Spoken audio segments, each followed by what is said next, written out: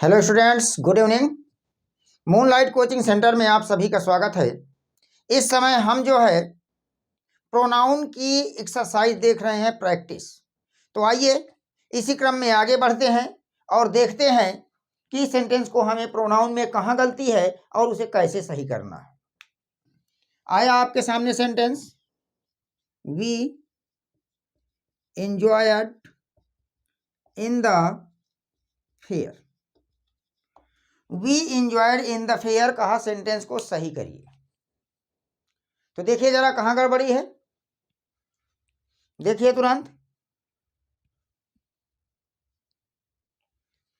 चलिए अब मैं आपको बता दूं, मैंने आपको पीछे पढ़ाया था सेल्फ प्रोनाउन, और सेल्फ प्रोनाउन में आपको मैंने बताया था कि सेल्फ प्रोनाउन दो तरह से काम करता है। एक इम्फैटिक की तरह कार्य करता है, जब इम्फैटिक की तरह कार्य करता है तो सब्जेक्ट बनता है। दूसरा रिफ्लेक्सिव की तरह कार्य करता है, तो रिफ्लेक्सिव की तरह कार्य करता है तो ऑब्जेक्ट बनता है। लेकिन यहाँ शर्त लगी हुई है कि जब सब्जेक्ट और ऑब्जेक्ट दोनों मिलकर के किसी सेम पर्सन और सेम जेंडर की बात करते हों तो ऐसी स्थिति में आपका रिफ्लेक्सिव प्रोनाउन ऑब्जेक्ट बन के आता है। फिर वहां नोट लिखाया गया था, avail, betake, pride, enjoy, absent, avenge, revenge, oversleep, drink, introduce, present, hurt. ये कुछ ऐसी वर्ब्स हैं कि जिनके बाद रिफ्लेक्सिव प्रोनाउन ऑब्जेक्ट की तरह कार्य करता है। तो देखिए जरा यहां पर क्या आया हुआ है, इंजॉयड। तो हम क्या लिख देंगे, वी इंजॉयड आवरसेल्व्स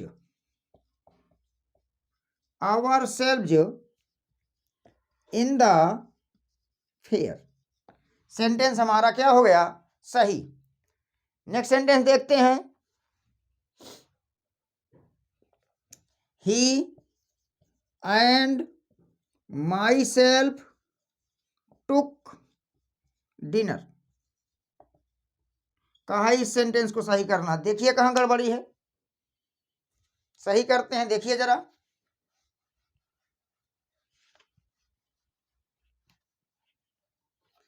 तो जब मैं आपको पढ़ा रहा था प्रोनाउन में पर्सनल प्रोनाउन चार्ट, तो वहां पर बताया था कि जो आपका एंड है वो इक्वल रैंक को जोड़ता है, सब्जेक्ट को सब्जेक्ट से, ऑब्जेक्ट को ऑब्जेक्ट से।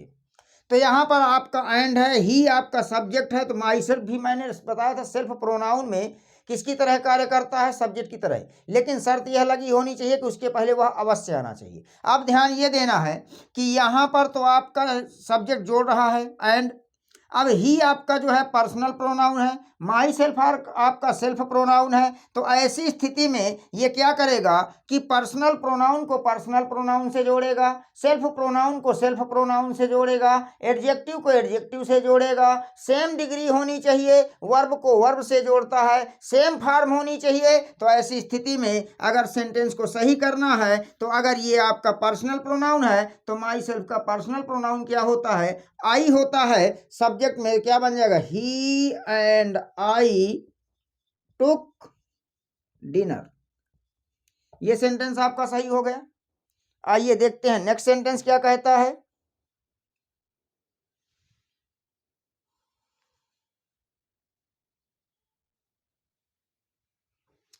ईच बॉय शुड ओबे हिज पेरेंट्स कहा, इस सेंटेंस को सही करना है।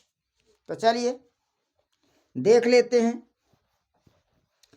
तो पीछे मैंने आपको पढ़ाया था ईच और एवरी,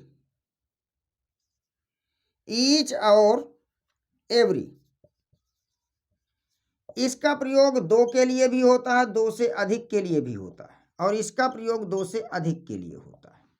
ये आपका दो तरह से काम करता है, एक तो ये प्रोनाउन की तरह कार्य करता है और दूसरा ये एडजेक्टिव की तरह कार्य करता है। एडजेक्टिव की तरह कार्य कब करेगा, जब ईच के आगे नाउन आएगा। तो ईच के आगे नाउन आया बॉय, ईच यहाँ पर आपका एडजेक्टिव का काम कर रहा है। एवरी हमेशा किसका काम करता है, एडजेक्टिव का काम करता है, अर्थात एवरी के आगे हमेशा जो है नाउन आएगा। अब ध्यान देना है कि सेंटेंस गलत कहाँ है। तो ध्यान दीजिएगा कि अगर आपका जो नंबर है, अगर वह नंबर आपका लिमिट में है तो ईच लगाएंगे। अगर जो आपका नंबर है और वह नंबर आपका अनलिमिट है, अनंत, इनफाइनाइट, तो एवरी लगाएंगे। तो बताइए, कहा कि ईच बॉय शुड ओबे हिज पेरेंट्स, प्रत्येक लड़के को अपने माता पिता का कहना मानना चाहिए।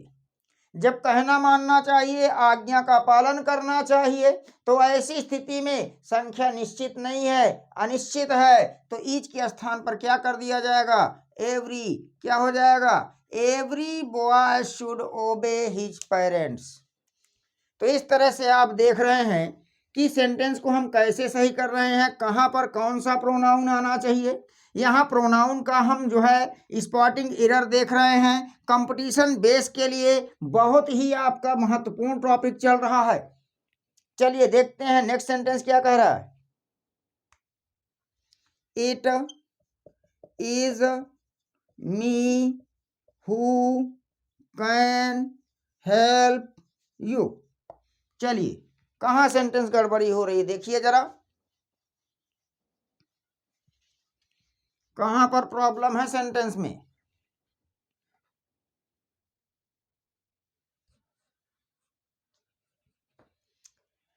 तो यहां पर आप ध्यान दीजिए, हु आपका किसकी तरह कार्य कर रहा है? Relative pronoun. कहा कि इसके आगे जो वर्ब आती है वो वर्ब किसके अनुसार आती है? एंटीसीडेंट के अनुसार।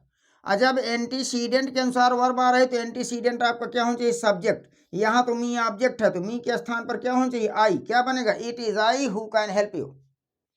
नेक्स्ट सेंटेंस देखते हैं। Neither of the two boys are good. Neither of the two boys are good. कहा देखिए सेंटेंस कहाँ गड़बड़ी है, सही करिए, देखिए जरा।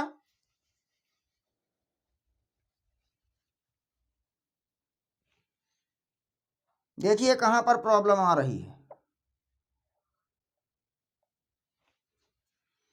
तो यहां पर ध्यान दीजिए, मैंने कहा था नाइदर कितने की बात करता है? दो की बात, लेकिन चुनाव नहीं होता। तो यहाँ दो आया है, नाइदर आया है, सही है। लेकिन मैंने एक स्ट्रक्चर दिया था आपको जो है डिस्ट्रीब्यूटिव प्रोनाउन में, each, either, neither, anyone, none के बाद ऑफ आएगा, आने वाला नाउन, उसके बाद प्लूरल नाउन या प्रोनाउन होगा, लेकिन बट वर्ब क्या होगी? सिंगुलर। क्योंकि जब प्रीपोजिशन के माध्यम से कोई सब्जेक्ट जुड़ा होता है तो प्रीपोजिशन के पहले वाला जो होता है वो मेन सब्जेक्ट होता है, और ये सिंगुलर सब्जेक्ट में कार्य करते हैं। तो यहाँ पर आर के स्थान पर क्या होना चाहिए? इज। सेंटेंस सही हो जाएगा। देखते हैं next sentence. This is all what I know. चलिए देखिए कहां पर गड़बड़ी है सेंटेंस में, बताइए तुरंत।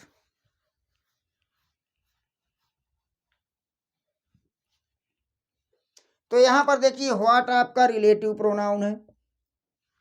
अब यहां पर नियम यह कहता है कि यदि किसी सेंटेंस में ऑल मिल जाए, क्या मिल जाए? ऑल, तो ऑल के बाद आने वाला रिलेटिव प्रोनाउन हमेशा दैट होता है। कौन होता है? दैट होता है। तो व्हाट के स्थान पर क्या रख दिया जाए रिलेटिव प्रोनाउन के रूप में? दैट रख दिया जाए, सेंटेंस सही हो जाएगा। This is all that I know. Next sentence देखते हैं। It is not me who is in love with you. चलिए सही करिए सेंटेंस को, कहां गड़बड़ी है।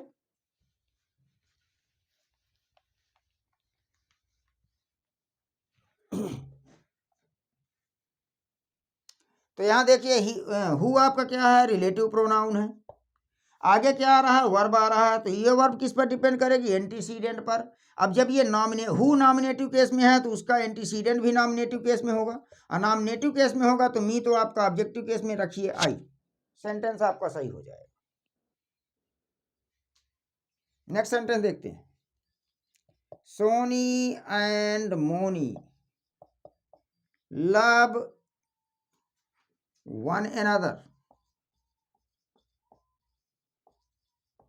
सही करिए सेंटेंस को। देखिए कहाँ गड़बड़ी है।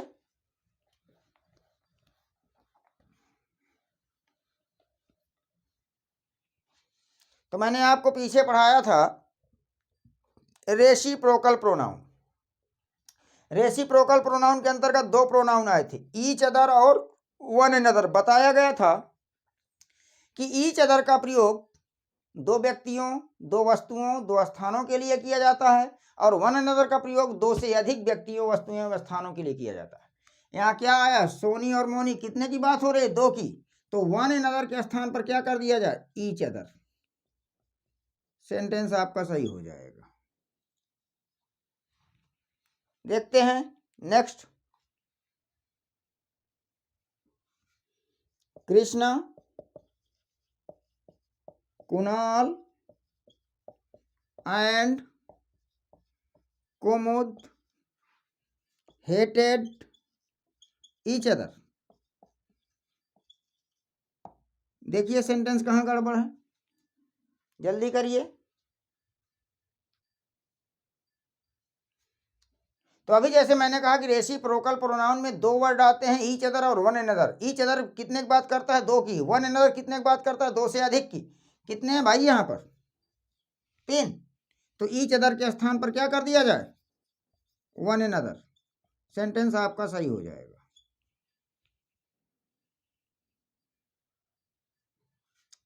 आई केम सूनर देन हिम का सेंटेंस को सही करना। देखिए जरा कहाँ गड़बड़ी हो रही है। आई केम सूनर देन हिम, जल्दी करिए, कहाँ गड़बड़ी हो रही देखते हैं। तो देखिए जरा यहाँ पर ये सूनर क्या है, कंपैरेटिव डिग्री। उसके बाद कंपैरेटिव डिग्री के बाद प्रायः क्या लगाया जाता है, देन। अब कहा यह जाता है कि देन के बाद नॉमिनेटिव केस का भी प्रोनाउन आता है, ऑब्जेक्टिव केस का भी प्रोनाउन आता है। तो यहाँ हिम लिखा है तो ऑब्जेक्टिव केस का प्रोनाउन है। लेकिन अब हमें यह देखना है कि कब नॉमिनेटिव केस का प्रोनाउन आता है, कब ऑब्जेक्टिव केस का प्रोनाउन आता है। तो तुलना, जब नॉमिनेटिव की तुलना नॉमिनेटिव से हो तो नॉमिनेटिव केस का प्रोनाउन आएगा। तुलना जब ऑब्जेक्टिव की ऑब्जेक्ट से हो तो ऑब्जेक्टिव केस का प्रोनाउन आएगा। तो यहाँ कहा आई केम सूनर देन हिम। आई मतलब मैं उससे जल्दी आया। तो जब उससे जल्दी आया तो किसकी तुलना हो रही है, मैं की, मतलब आई की। आई आपका क्या है, सब्जेक्ट है। तो सब्जेक्ट की तुलना किससे की जाएगी, सब्जेक्ट से की जाएगी। अतः हम हिम के बदले क्या कर दें, ही कर दें। सेंटेंस आपका सही हो जाएगा। यदि क्लास आपको अच्छी लगी हो तो वीडियो को लाइक कीजिए, कमेंट कीजिए, शेयर कीजिए। मिलते हैं नेक्स्ट क्लास में। Thank you all of you and for watching the video.